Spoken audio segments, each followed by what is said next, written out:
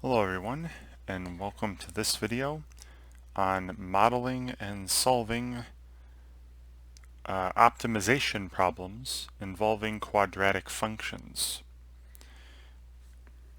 So in this video we're going to see just a couple examples of what are known as optimization problems.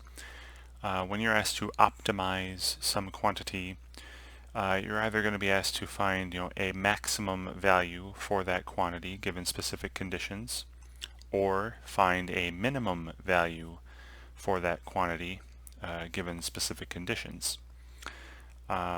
So in these examples today, we're going to see when we're going to create a model for the situation being described, in these word problems.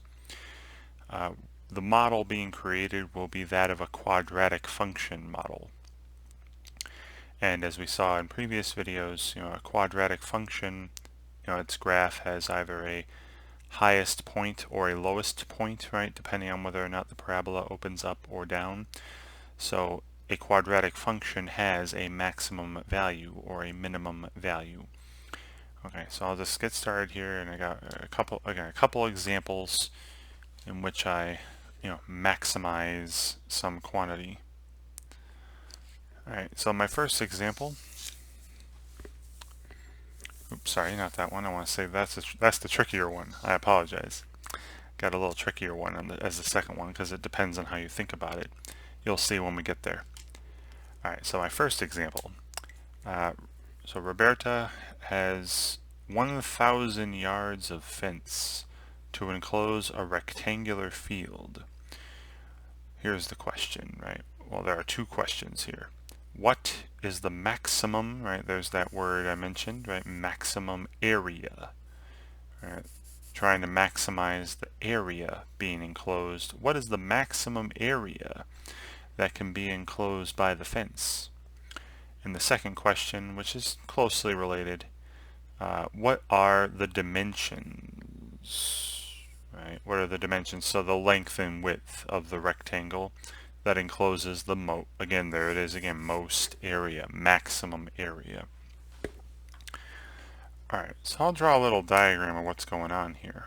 Alright, so Roberta has 1,000 yards of fence to enclose a rectangular field. So say here's this fencing being used to, we're going to be taking this 1,000 yards of fence and enclosing some sort of field with a rectangular bit of fence, right, 90-degree angles all around. So just one example, I mean, she could do 100 yards on these two sides, making a total of 200, leaving the other 800 for the other two sides, meaning 400 here, 400 here. And what would be the area enclosed? Remember, area is length times width. The area enclosed by this would be 400 times 100, or 4 with 4 zeros after it. Alright, 40,000 square yards. Remember, it's yards squared, square yards, square units for area. Or another example of a rectangular field she could enclose. Again, I'm just drawing a generic rectangle here. Here's this field. She could go, say, 300 and 300. Make these sides 300 yards long for a total of 600, leaving me with 400 yards, right? Because there's 1,000 yards of fence. So that'd be 200 on the other two sides. Right, there's 1,000 all around, right? 1,000 yards of fencing, that's the perimeter. And the area of this field would be, 200 times 300, or 60,000 square yards. Which is more, right? But I could do this forever, couldn't I? I could make all sorts of different rectangles with different dimensions, and kind of see which which way should I make how should I make the length longer, the width longer or shorter. to get the area to be larger and larger. And what we're trying to find is, given this 1,000 yards of fence, right, given that I'm making a rectangle with 1,000 yards of fence, what's the maximum area that I can take up with that field? So there's a 40,000 square yard area. Here's a larger one, a 60,000 square yard area. Could I make a larger one? And again, what is the largest one possible? Alright, so this is going to require, setting up a model. Now, as with any word problem, you read through it as I have. Hopefully you understand the problem, or I'm understanding what Roberta has to do with this 1,000 yards of fence. And then I ask myself, what are the unknowns, right? What's being asked of me? What are the unknown quantities? And the very last question asks for, what are the dimensions of the rectangle? So these are unknown, right? These dimensions. So I'm going to call the length, L, and I'll call the width of the rectangle W, right? So what we're drawing here is, again, this rectangular field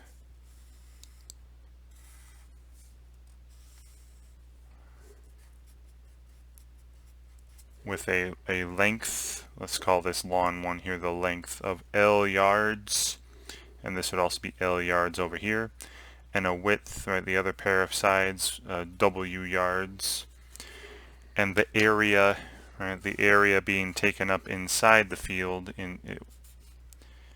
which, area is another thing I don't know every time for different, so I'll call that A. And as I mentioned earlier, the area of the field is going to be L times W, square yards, right? And this is key right here, right? And this is actually for optimization problems. This is like step 1. We're going to look through the problem. They're asking us to maximize or minimize something, and you see how they asked us to maximize the area. So that's like the first thing I want to do after representing some of my unknowns with variables. I'm going to write an equation, write a formula, an equation, a model, however you want to call it, for the quantity you're optimizing.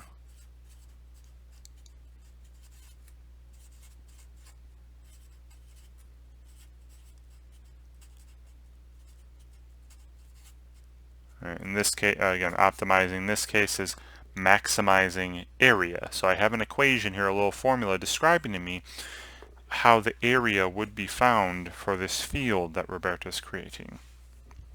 Right. So I write an equation for the quantity you're optimizing, and then also I need some, what are the conditions on this field? Right. We're trying to maximize this area, the area of this field, under certain conditions. So off to the side here, I'll put the condition. Well, there's only really one condition, and the only condition is, she can't make a field as large as she wants. She only has this 1,000 yards of fencing. Right? That's the restriction or the condition on this field. Now, instead of writing it out in words like this, we can actually take my little picture, my little diagram here of the field that we're creating, and write an equation involving my variables, involving these, the length and width of this field, and the fact that the perimeter is 1,000 yards, and I'll write that up as well. Right? This is basically saying the perimeter is 1,000 yards. Or perimeter equals 1,000. Well, what is the perimeter, right? That's just add up the lengths all the way around, W plus L plus W plus L. In other words, 2 W's plus 2 L's, 2 widths plus 2 lengths makes up the perimeter. That should be 1,000 yards. Right. And if you'd like to simplify this a bit, you might notice that, hey, the coefficients of these numbers, the coefficients of W and L that are both 2, and the number on the other side, 1,000, is also even. So if I just divided by 2 here, I'll just write that in, say we divided everything by 2, this equation now becomes W plus L equals, dividing this side by 2, 500. All right, and what I've created, what I've just created are a system of two equations here, right? I've got the area in terms of length and width, right? So right now, the way this equation looks, I know there's a lot of writing here, I apologize, but the way this equation looks right now, describing the area, right, this quantity we're trying to maximize, optimize,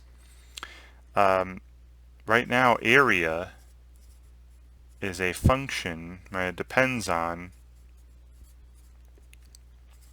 of, L of length and width, right, of L and W, two variables. We're not used to that, right? In every video up till now on quadratic functions, right, we've been looking at quadratic functions of one variable. Y equals, an expression depending on one variable only. So I would rather not have area as a function of two variables, but have a function of one variable. So that's where this condition actually comes in.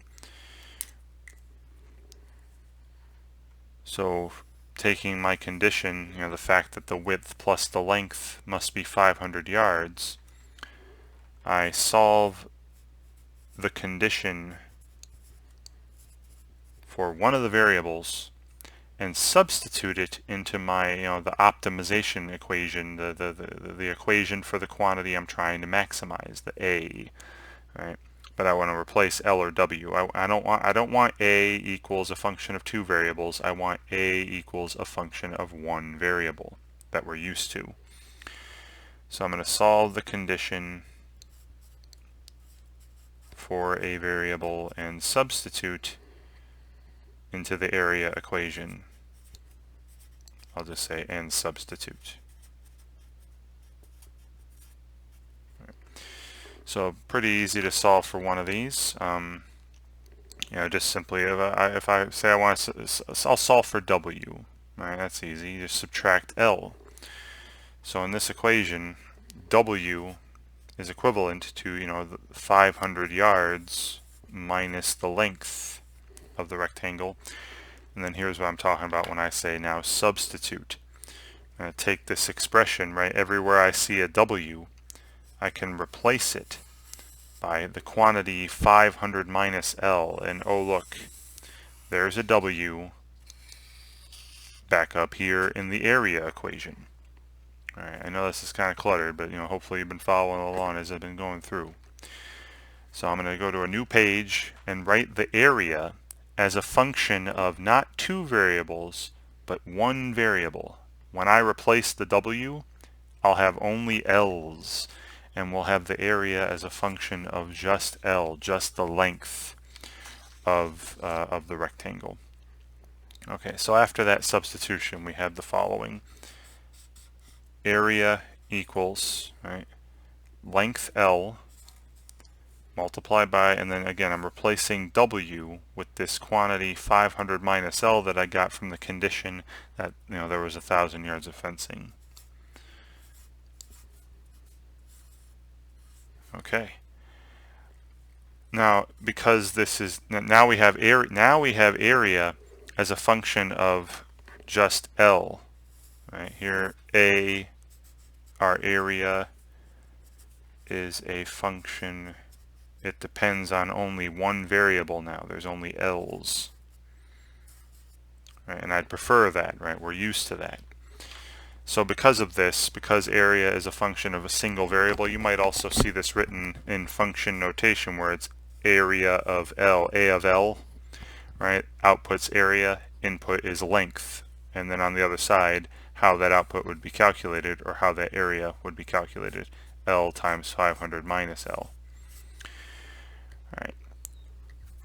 Well, this is a quadratic function, right? Area is actually not only a function of L, but it'll be a quadratic function of L. Right, and let's take a look at that. So the area of L, A of L, equals, if I distribute the L here, and then I'll put it in descending order, standard form, you'd have 500L, then minus L squared, right? You'd have L times L. So I'll put that term first, the negative 1 times L squared, then plus 500L. You have a positive 500L there. And you see it is indeed a quadratic function of L.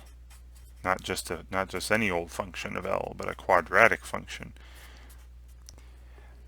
And it's in that form that, ax squared plus bx plus c, but instead of x, I have L, right? If you want to call it x, that'd be fine too. Just say the length is x. And look at the lead coefficient. The coefficient on the square is negative. So if I were to graph this, all right, I'll make a very, very rough sketch of a graph. All right. So here's the the xy plane here, or in this case the LA plane, right? You have length instead of x and area instead of y. It would be a parabola opening down because the lead coefficient is negative. Now we can see from the factored form up here some intercepts. When L is 0, the area would be 0, and that makes sense, right? You have 0, 0. Hopefully that would make sense. Right? And this is L comma A, right? Length and area. Because if you had no length, right? If the rectangle that I drew up here, right, had no length, there'd be no rectangle, therefore no area. And also, if the length was 500, right? This factor would be 0. 500 minus 500. So if the length were 500 yards, you'd also have no area, no rectangle. And think about that a bit. Back in my picture up here of the rectangle she's creating, if L was 500, she'd have 500 on this side, 500 on this side. That's already 1,000.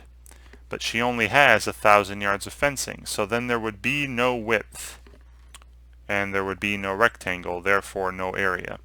So I can very easily see from the factored form the intercepts of this quadratic function. And as I said, it's a parabola opening down. And we can use the fact that parabolas are symmetrical. Remember, there's an axis of symmetry that cuts the parabola in half. I'll draw that up here. It's like an imaginary dotted line. We have an axis of symmetry.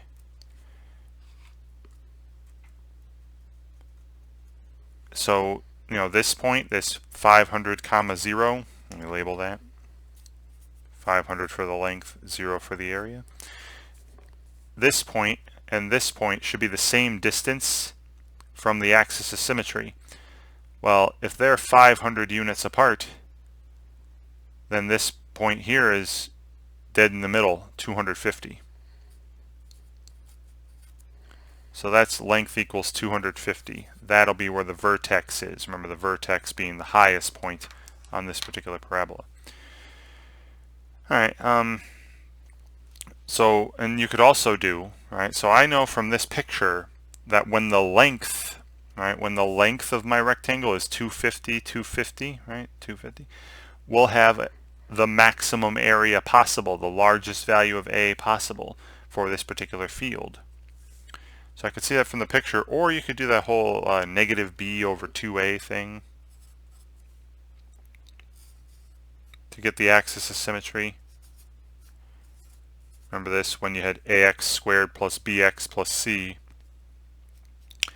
the value of b is the coefficient of the first powered term, so 500, so we have negative 500 in the numerator divided by, and then 2 times a, and a is the coefficient of the squared term, right? The L squared, negative 1.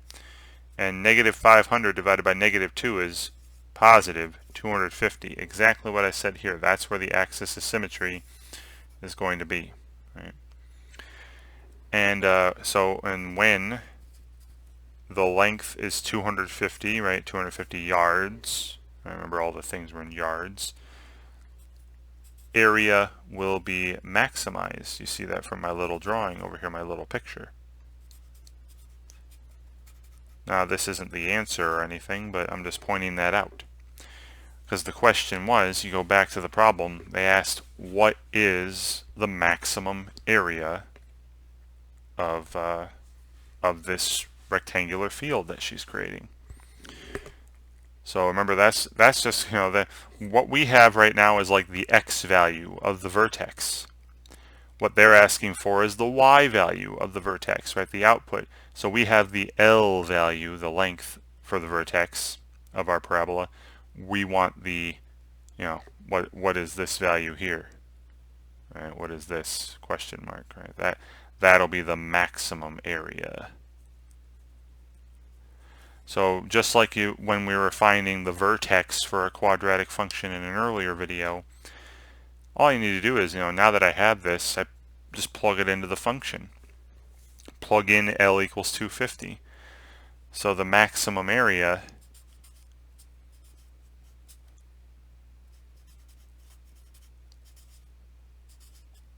for this field is just the value of this area function when L is 250, or, in function notation here, A of 250. So we could go to this form here, or I like this factored form. It'll make it real easy. Again, you can plug in 250 here and here, but these are the same thing. All right, they are the same expression. So I'm going to go into this factored form. So I have L, which is, I'm replacing it with 250 times, and then 500 minus L. So 500 minus 250, and this is 250 times, and 500 minus 250 is again 250. So what we have here is 250 squared. All right, now 25 times 25 is 625, and throw a couple zeros on that, right? One for each. So it's going to be 62,500 square yards, right? Yards squared, or square yards, SQ yards, if you want to put that. That's going to be the maximum area. All right, so I threw up a bunch of numbers, bunch of functions here, a little graph. But let's actually answer the questions the way we should, right? This is a word problem, any application problem, word problem. You should be answering your questions with complete sentences, and also putting, units on your numbers to give them meaning. All right, so keep these numbers in mind. All right, so we have here, so the first question, let me pull up a separate sheet of paper again. So the first question was, what is the maximum area that can be enclosed by the fence? So the answer to that question is the maximum area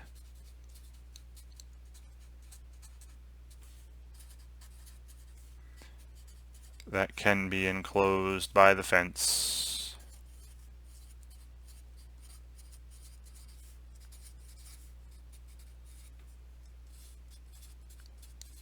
is, and that's what we just found a second ago, right? That was this 62,500 square yards, right?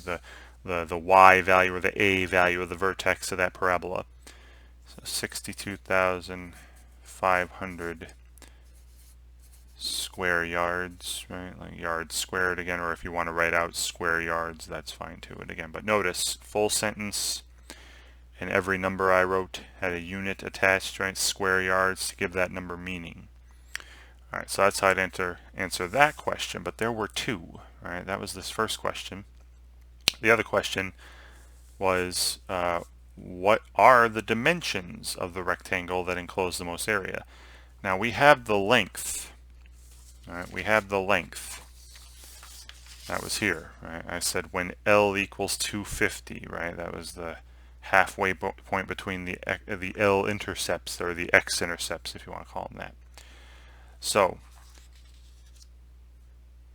the rectangle has a length of 250 yards. So the rectangle with maximum area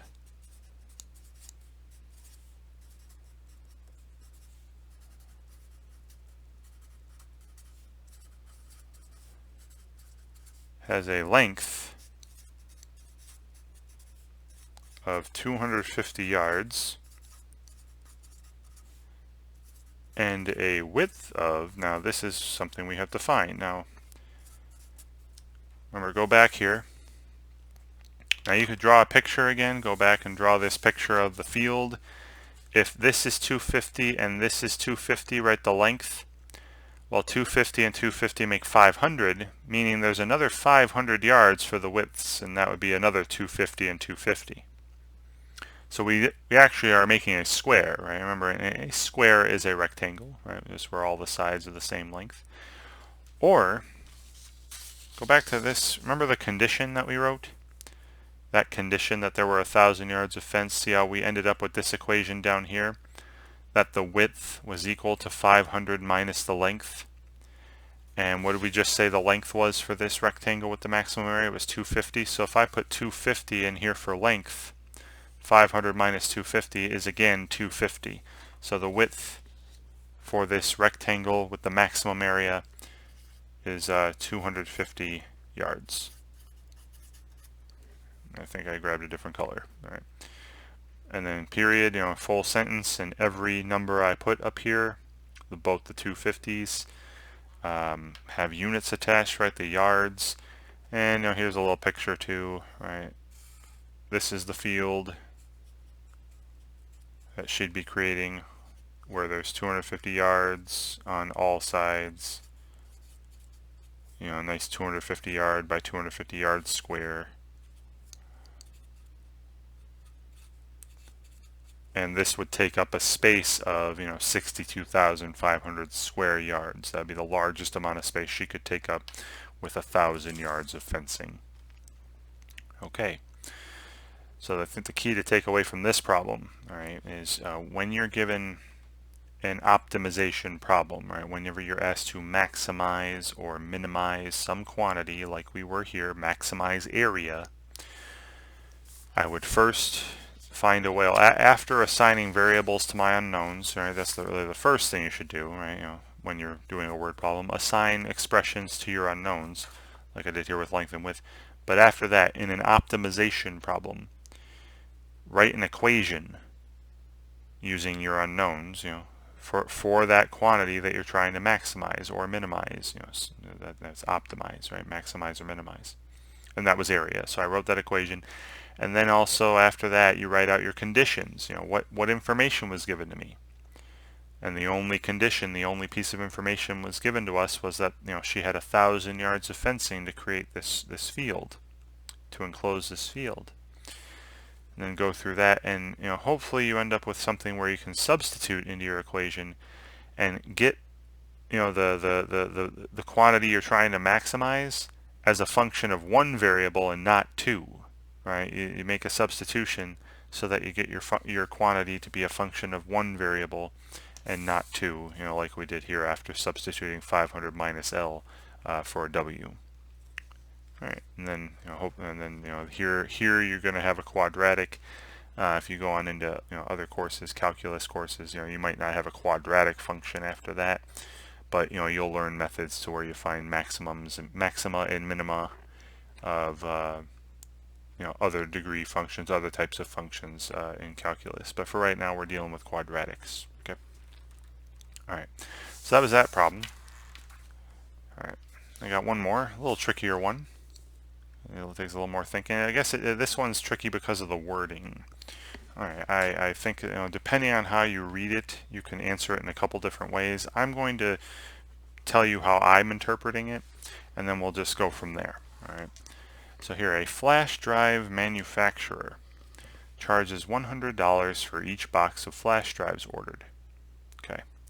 However, it reduces the price by $1 per box for each box in excess of 30 boxes but less than 90 boxes. All right, so I'll write some examples of, again, what I feel that means or how I'm interpreting that in a minute. Then afterwards, determine the number of boxes of flash drives that should be sold to maximize revenue.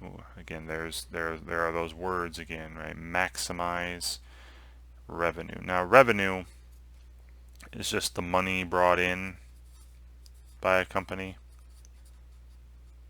The money brought in. So, like, how much money they're making off the sale of these boxes of flash drives. And then what is that maximum revenue? So this is just like the last problem. We're basically going to be finding the vertex of some parabola, right, the number of boxes that need to be sold to give me the maximum revenue, that'll be like the X value of the vertex. And then what is the maximum revenue? That'll be like the Y value of the vertex. All right, but first we have to set up a model here. All right, so as I did with the last problem, I went over different examples of the situation, those different kinds of rectangles that Roberta could make with the 1,000 yards of fencing. Well, let's look at some examples here of what's going on with this this manufacturer and how they're making money, how they're bringing in revenue, bringing in money from the sale of these boxes of flash drives. So this company charges $100 for each box ordered up to 30 boxes, right? Because it says, when they sell more than 30 boxes, right, in excess of 30 boxes. When they sell more than 30 boxes, but less than 90, they're given a discount, right? Because they're like, they're rewarding the customer for, hey, thank you for ordering so many boxes of flash drives. We're going to reduce the price a bit because your order was so big, right? And we're thanking you, or kind of giving, an appreciative discount. So I'm going to go over some examples of how I'm interpreting this problem. So say the company sold, just say they sold only 20 boxes. All right, then the revenue, the amount of money they would make, well, they sold 20 boxes multiplied by and they're making $100 per box, and this isn't more than 30, right? So they'd make, so it's 20 box, $100 per box, and then the boxes would cancel, unit cancellation, you'll be left with dollars. That's $2,000 in revenue from selling 20 boxes. All right, now what if they sold 30 boxes? All right, so again, that's not in excess of 30. So they're still going to charge the $100 per box.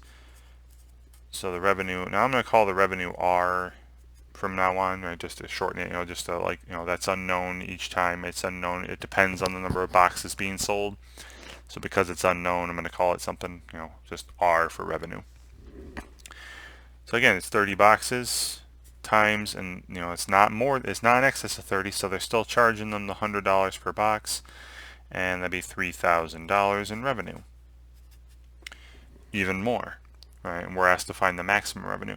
Now here's the trickier part, right? Now when it comes to 31 boxes, say they sold 31 boxes. This is the first number that's in excess, right? In excess of 30 boxes.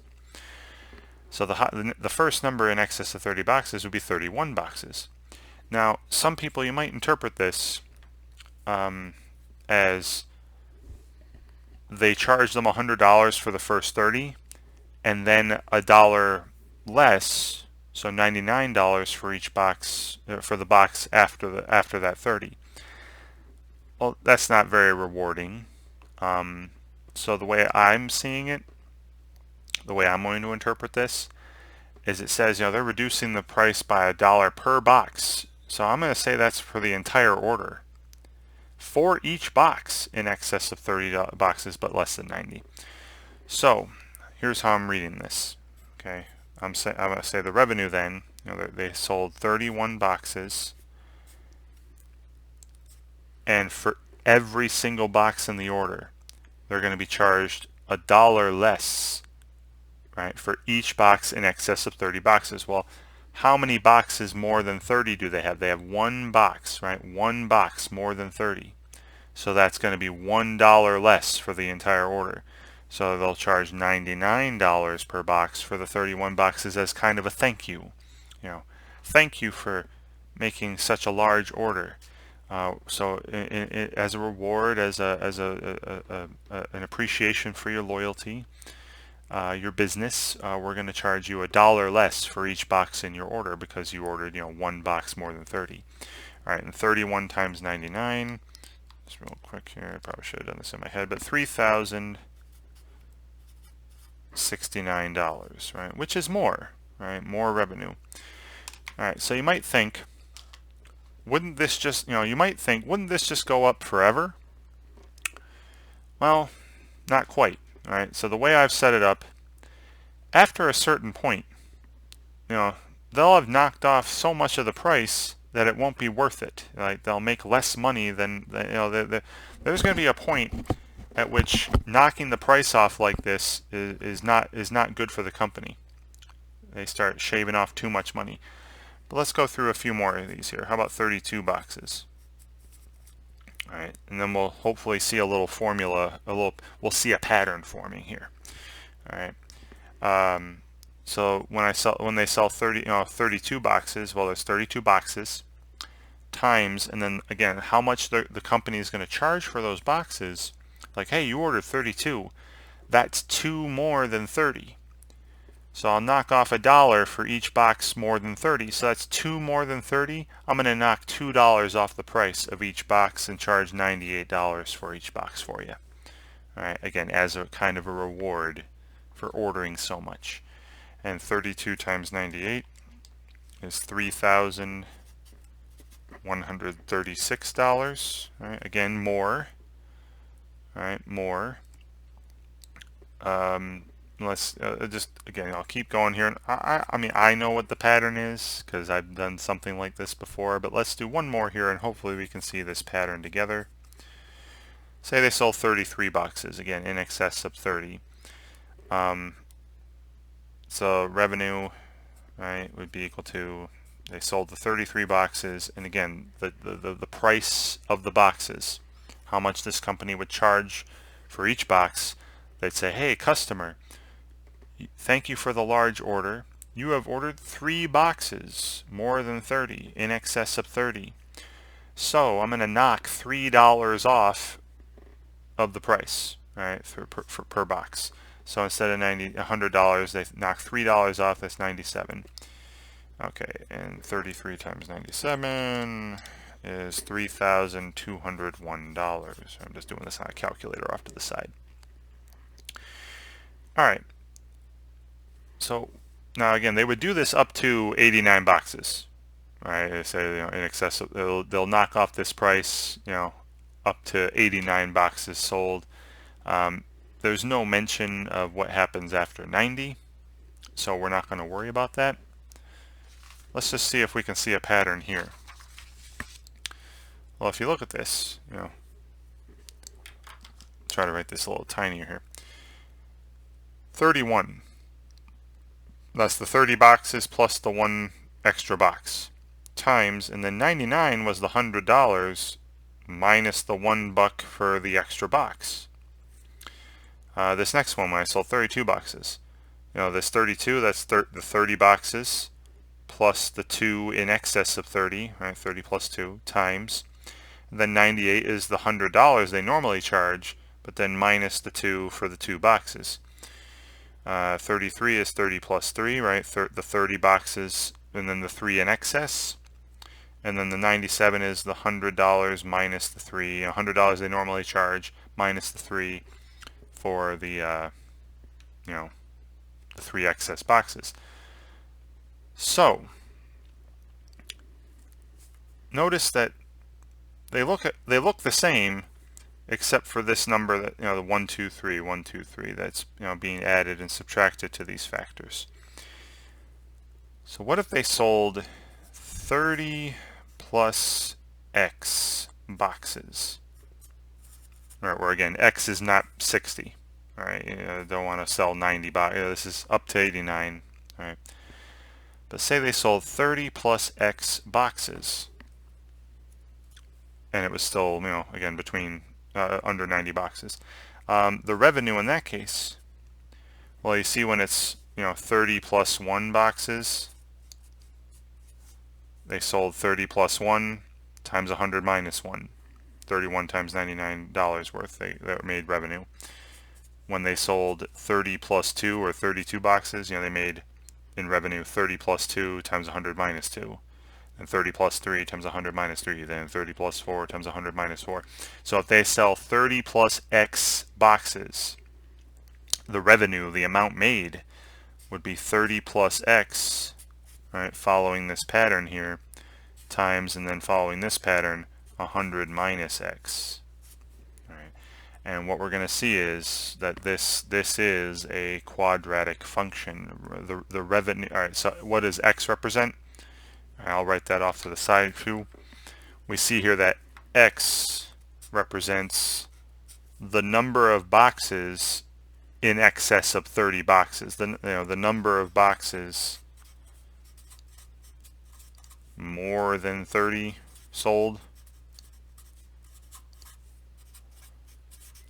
And what I just did here to create this model, to create this equation, this quadratic function, that's a lot of mathematics right there. A lot of mathematics is trying to see patterns, find order in the chaos.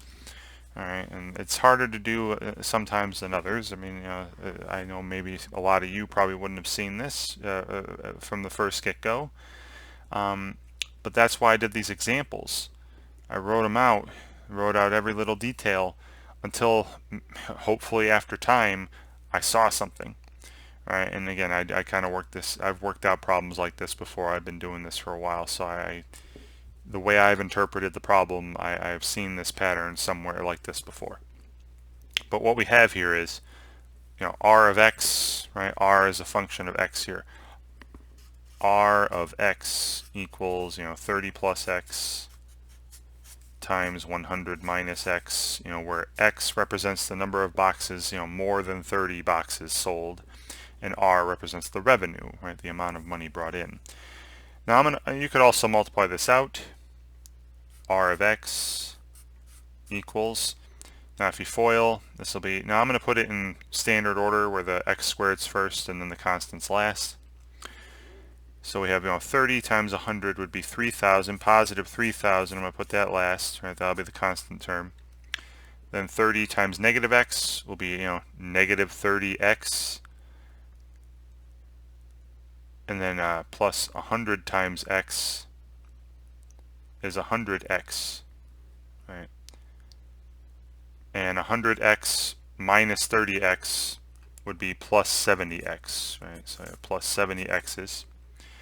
And then x times negative x gives me negative 1x squared in the front. So there's the quadratic function in the standard form, ax squared plus bx plus c. Notice again that the lead, I was asking, it was another maximized problem. And my quadratic function, when I write it out in standard form, has a lead coefficient that's negative. So if I were to graph this, it's going to be a parabola opening down. It will have a maximum. And I don't have examples in this video, but you're going to see when you work through your problems, when you work through exercises in practice, if you come across problems, in this particular type of section, dealing with quadratic functions, if you come across some optimization problems where they ask you to minimize some quantity, your quadratic's going to have a positive lead coefficient, right? Because those are parabolas opening up, and those have a minimum value. All right, so what I'm going to do here is just like I did in the last one. We can do this a couple ways. Find this maximum revenue. I'm going to make a little drawing. So say a little coordinate plane here, a little again, not on graph paper, sorry. So horizontal, my input is x, right? My input variable is x. My output variable is r, right? Revenue. So this is x-axis horizontal, r-axis is like the y-axis, the vertical.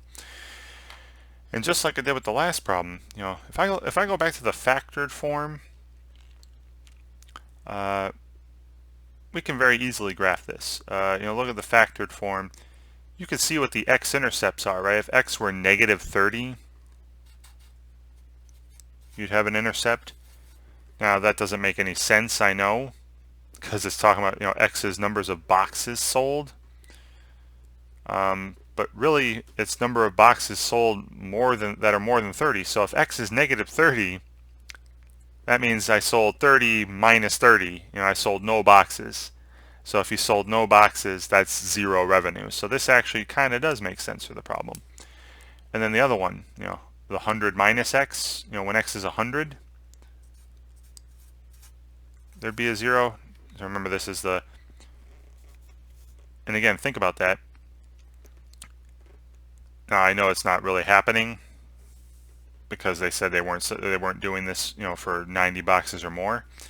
But if for some reason x could be 100, right? If they sold 100 boxes more than 30, they'd take $100 off their price, but their price was $100, so they'd sell everything for free and make no revenue. So this dot here, this point, does kind of make sense, even though they aren't going to go to that, right? The value of X shouldn't be any more than 60, right? Because if they're selling 30 plus 60, that's 90 boxes. They're not going beyond that. But still, I'm just graphing this parabola, okay? And it's going to be a parabola opening down. Now, you saw in the previous problem, I have the intercepts. Remember, the axis of symmetry is going to be exactly halfway between the intercepts, right? They're supposed to be symmetrical about a vertical line. Well, what's halfway between, negative 130 and 100? That's a distance of 130. What's half of 130? That's 65.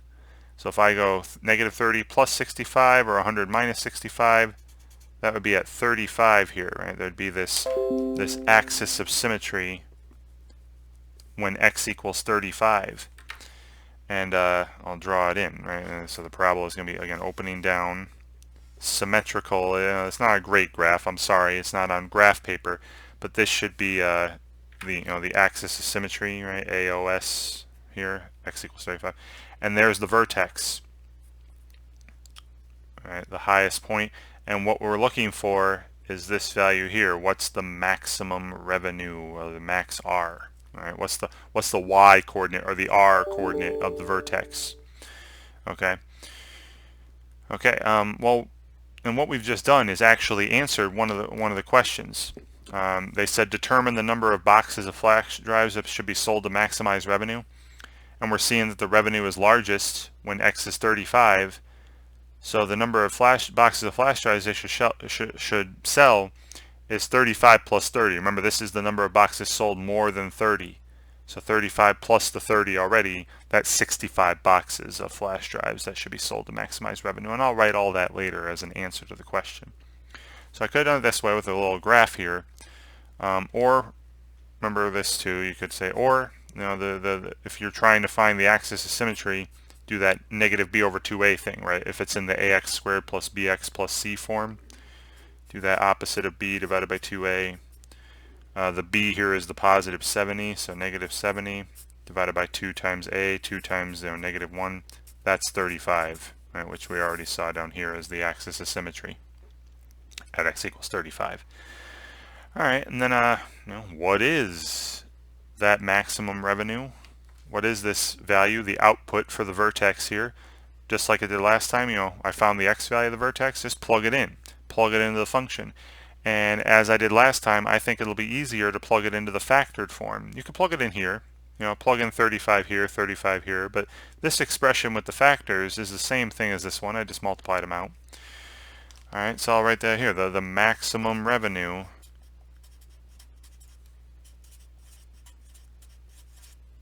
is the value of this function, this revenue function, when x is 35 in my picture, right? And that's going to be 30 plus 35, right? 30 plus 35 times 100 minus 35 in the factored form, and this is 65 times 65.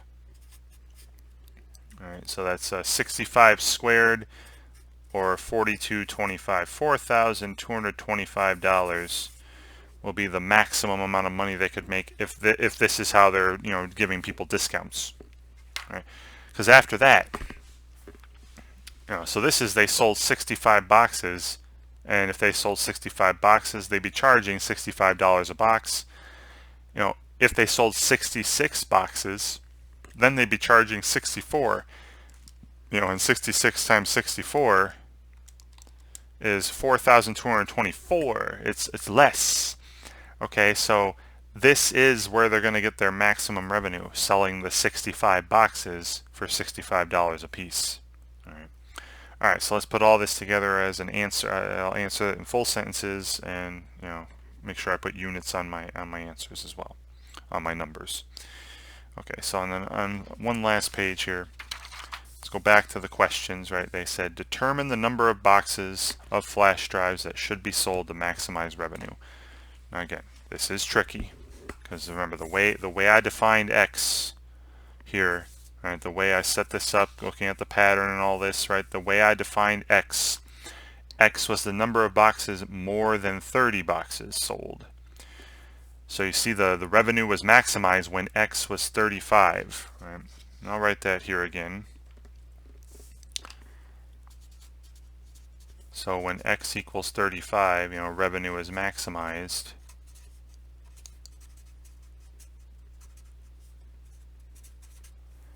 But what did this mean for boxes sold? This meant 65 boxes sold. Okay, because again, X was the number of boxes more than 30.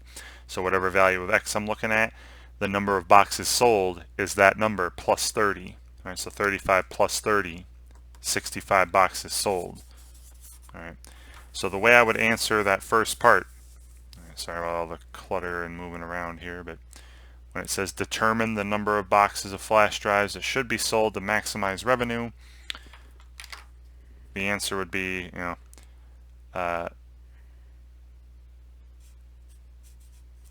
they should sell 65 boxes of flash drives. I'll just say boxes. They should sell 65 boxes in order to maximize revenue.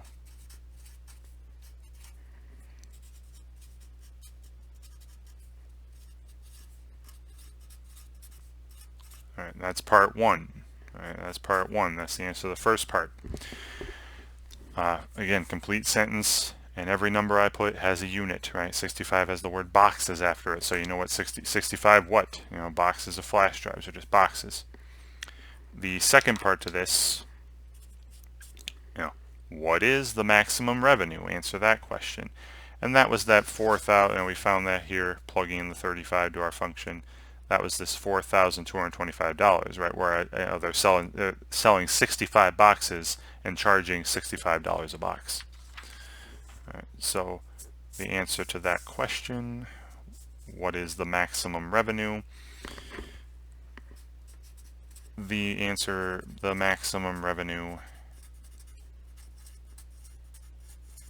is $4,225. Again, full sentence, complete sentence, and units, right? Dollars is on this number, so you know 4,225 what, and that's the way you should answer any word problem.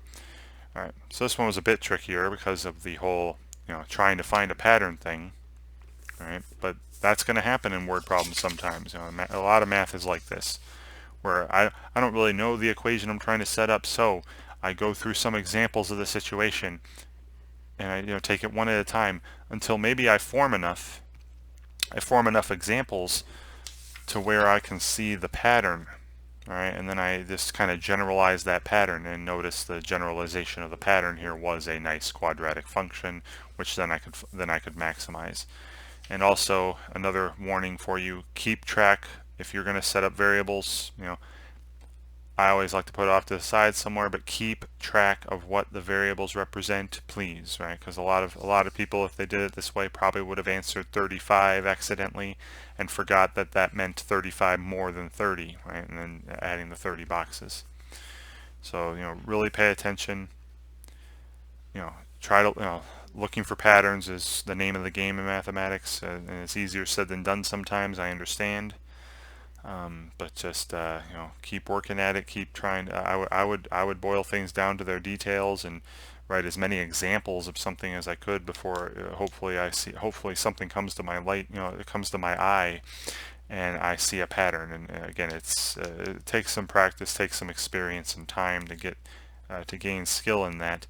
But if you keep at it, you're gonna get better. It's the way of anything. And keep track of your variables, please. Okay, as I like to say at the end of these videos as well, try the best you can to learn the material on your own before you go looking for help. All right, I've found over the years that people that take the time and effort to learn something on their own before they go looking for help, they take the time and effort to learn it on their own, they'll remember that material better and longer than someone who didn't. All right, someone who just breezed through it. Or just immediately went to a tutor. I've seen how some people tutor, and they usually it's just people take problems to a tutor, and then the tutor does things for them, and they don't learn anything. But they're like, I see it now. Oh, I see it now. Well, don't see it, do it, right? Actually, do it yourself, because if the tutor's doing it for you all the time, or whoever's doing it in front of you, guess who's getting better at it? Not you, right? The tutor is, because they're the ones doing it. So I mean, I'm not knocking all tutors, right? There are plenty of good tutors out there that actually know how to like ask questions of the student and make the student do things on their own with minimal guidance. All right. So try the best you can to learn the material on your own before you go looking for help. Please read the material, of course. Read through the author's examples. Perhaps even try to work out the solutions to an author's examples before you see how the author did it, and then compare your work with the author's and see if you can learn from some mistakes there. Obviously, do tons of exercises, practice problems. Practice makes progress. It's the only way you're going to get better. And look for solutions to those if they're made available, so you can check your work and keep track of your progress. And don't just give up on a problem after one or two attempts. Very often in mathematics there are several approaches that'll work for any particular problem. So if after several attempts, you're still having trouble, I would suggest you actually go back and read the material again. Read it maybe even a third time, more slowly, more deliberately. Take good notes. Organize those notes so you can understand them when you see them again later. And just because if you've been working on problems as you should, you probably have a better idea as to what the author wants from you in that section, or what the author finds important about that section. So when you go back and read it again, or that third time, you'll know better what to look out for in the reading. You'll know what key ideas the author really is trying to hammer home to you. And things might even pop out at you that didn't the first time through, and it'll make working on the problems that much easier. Okay, but if after that, if after several read-throughs of the material and several approaches at the problems, you're still not giving it, still having trouble, it is not a sign of weakness whatsoever to go out looking for help. That is what other people are there for, to help you. So ask a teacher, a tutor, a friend, someone in your class who knows the material well and is willing to help you. Look for supplemental materials online. There's tons of it out there. Look for videos online. Right? There's loads of those too. Videos like this one, or plenty of other ones out there that are better than this one. I assure you they're out there, and they're easy to find. But just keep at it. Stay persistent. Keep practicing. Don't give up. All right, and above all, and I think this is the hardest thing for most people, stay positive. Stay positive. Believe in yourself. Believe in your ability to make it through your frustrations and make it through those times when you're struggling and failing and making mistakes. Because it's in those moments of struggle and failure and when you're making mistakes that you have the opportunity to learn the most and grow the most. And learn the most deeply as well. Because if you can persist, if you can persevere and make it through the struggles, and make it through and push past your frustration and work at something until you can fix your mistakes and learn how you fixed your mistakes, you'll remember that material far better and far longer than someone who got it right the first time and just breezed through without giving it a second thought ever again. Alright, so please, please, please stay persistent. Keep practicing. Don't give up. And stay positive. Believe in yourself. Because I believe in you. And I just know you'll do it. Alright, and thank you very much for watching.